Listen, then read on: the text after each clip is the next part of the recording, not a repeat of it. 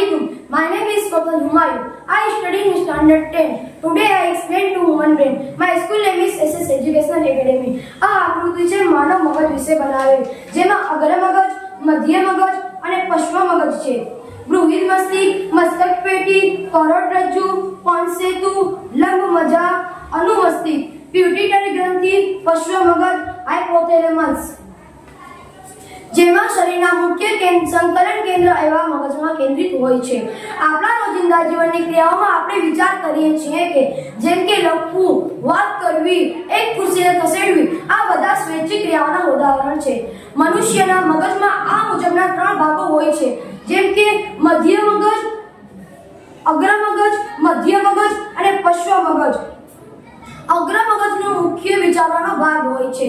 અગ્ર મગજના 3 અલગ વિસ્તારોમાં, જેમ કે શ્રવણ એટલે સાંભળવું, ઘ્રાણ એટલે સૂંઘવું, દ્રષ્ટિ એટલે દેખવું, આ બધા વિશિષ્ટીકરણ પામેલા હોય છે.